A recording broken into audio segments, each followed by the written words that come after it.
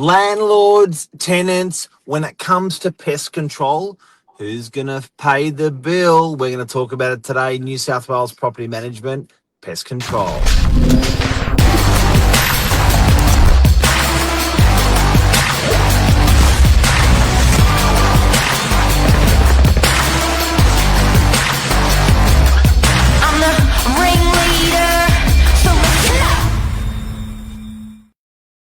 Cleo Witt here, expert property manager. Good morning. Good morning, everyone. How are we? How are ya? I'm good. I'm really ready for today. Actually, woke up early. Still not enough time in the mornings, but hey, we're here. Kids, husband, father, people in the house shouting at your dad to turn out his. If you just missed before, Cleo came on. She's like, "Dad, turn that down." He's on TikTok. Oh my God, I know that generation. I wonder what we'll be doing at like 76 on our phones, what we'll be watching. But anyway, Well, if your dad's doing TikTok, far out, we're going to be pretty funky old people. I reckon there's going to be some cool stuff that we're going to be doing. I hope so. I hope so. I'm looking forward to it. Not. Yeah, not long now. Not long now. I Not know. long. Not long. I'm 50 You're this year. you're closer than me, but only just. Shit. What happened there? Now, Cleo, this is a bugbear for you as a property manager. Tenants pick up the phone, demand a pest controller to come out, and it gets paid for the land by. They assume it gets paid by the landlord. Tenants can contribute to this cause or this need for pest. Where's the fine line on this, and who's responsible for paying pest control? Yeah, look, it's something that pretty much gets negotiated either at the start or at the end of the tenancy. Anything in the middle will usually fall on the tenant. You've been in the property 6 months, there hasn't been a history of cockroaches or anything else prior to you moving in. Therefore, we would then say to the tenant, here's some pest people you can use. It's totally up to you. At the start of a Okay. tenancy, a landlord should do a pest treatment. It is in the lease agreement that, the premises have to be fit to live in. So if the tenant moves in a week, usually the first few days, and they go, oh my God, there's cockroaches, the landlord would then do a treatment, or we prove that we've done a treatment. Because sometimes these treatments that, they don't work the first time. You've got to do 2 or 3. Yeah. And in the start of the tenancy, it would be the landlord. I would like to see a bit more legislation. I know it's a, shot in the Oh, dark, but for tenants to have to do a treatment when they vacate. Because a lot of the time during the tenancy, you don't get any reports of there being an issue. Maybe they live with it and then they vacate. And then, sorry, Mr. Landlord, you have to now pay for the treatment because we didn't know that there was an issue. So I'd like to see tenants needing to contribute at the end of their tenancy as well to something like that, especially for cockroaches. I guess how much of it is how much is it that it's because of food scraps and untidiness, or how much is it pretty obvious? To be fair, most of the time it comes down to living standards. If you're not clean, the dishwasher, they are a hub around a dishwasher. Behind a dishwasher, anything warm, any fridges, electronics, things like that. I've had properties that have been destroyed by German cockroaches where the owners had to replace all the appliances because they get into the wiring and all that stuff. It's horrific. But it does come down to cleanliness. So if we've done a routine inspection and we've noted the property's not to a standard, that's a red flag to me that at the end of that tenancy or even during, they need to do a treatment.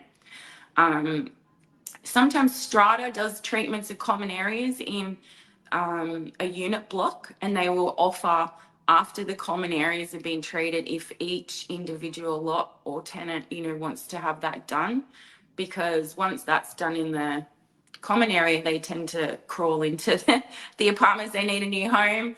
So I would always take that up if I was a tenant and you found out that the common areas are treated. They give you a discount. So it might only be $99 to have your unit treated. It's definitely worth it in the long run. However, you also have to be diligent of the properties that you're choosing. If you're living above shops or a cafe, retail space, especially on the northern Get ready. beaches, you're going to have critters. You've just got to, know that. You've got grease traps, you've got, large commercial bin areas, all that sort of stuff that would attract things like that.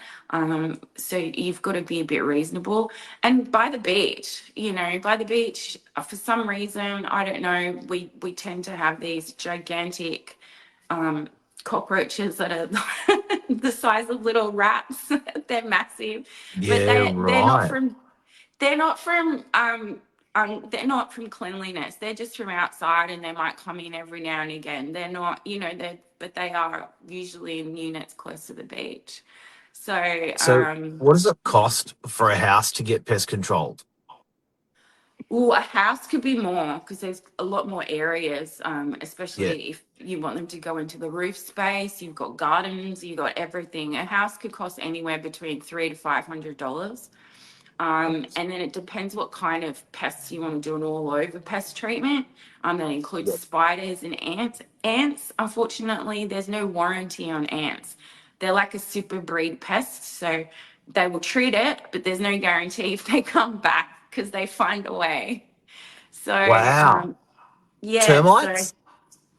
termites, totally different kettle of fish. That's done on a baiting system where they bait the termites. They have these areas all around the property, and then those baits get checked every 3 months, every 6 months to ensure that the termite activity has ceased or has at least got better.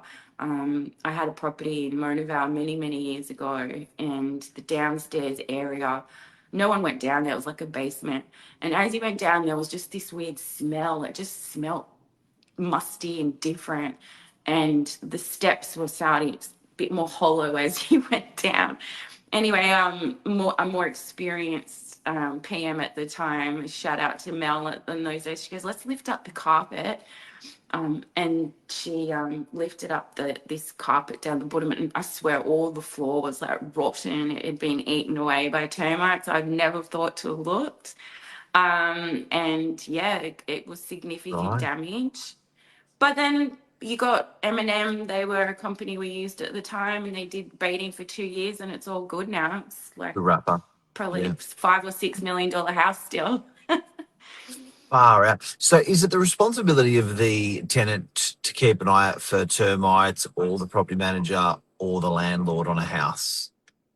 Yes, so that's where experience comes in. When you're doing an inspection, you need to look for certain things. Yeah. Termites do leave a certain trail. Even if you want to Google what it would look like for a wall or wood or something to be eaten away by termites or early signs, you can notice things like that. Tenants are pretty good. When you're renting a home, you treat it as your own, and so they do let us know when something looks wrong or We. different, in which case Yeah. then we would come out and get an assessment done for the landlord. All this is tax deductible as well for the client, Yeah. having these checks. So it is important with a home to get your place checked annually or every couple of years to ensure that you don't have any activity.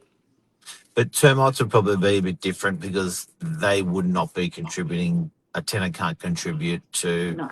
that. It's just, yeah, okay. But I think having trees close to your house is a good idea to get rid of them, just so that Hmm. termites aren't hanging around there either. Yeah, and it's not just termites. Like we've got properties on a bit of acreage that have got big gardens. You got to have that grass well maintained. Vermin's another issue. Yeah. They can destroy property very quickly. So there's all these little things in maintaining a property to ensure you're not doing pest control all the time. And Can you yeah, spray for look. real estate agents, those pesky real estate agents, to keep them away from your property? I think they call that the no junk mail on the letterbox. That's for the real estate agents. That's for the real estate agents. All right, See? Claire. So, great summary today. Good little lowdown for landlords. Good little lowdown for tenants. I think, look, extra care up front is going to save cost to the tenant and cost to the landlord. So, make sure your bins are out every day. Make sure your tops are clean and clear twice a day, and that will start will prevent probably 2/3 of this. But then sometimes you just get the bloody ants or you just get the bloody cockroaches, and then I think it's a battle. It's still not a clear line, is it, between the landlord and the tenant? Do you get it disputed in tribunal ever? Not particularly. We're pretty good in, flagging these issues. I've not done a pest control case, but I have had a tenant that didn't want a flea treat after having a pet because they said Please. they All had right. tiles, not carpet. Yeah. I mean, Yeah. tiles can still have fleas on them. It's not it's not just a carpet thing. So we did win on that case because they had signed an agreement with the clause to say they'd get it professionally flea treated. So we're going to get It's more of this with pets in buildings. The pest companies are going to start having a lot more work on the beaches yeah. I because they didn't will think of be that. going in doing these treatments after tenancies.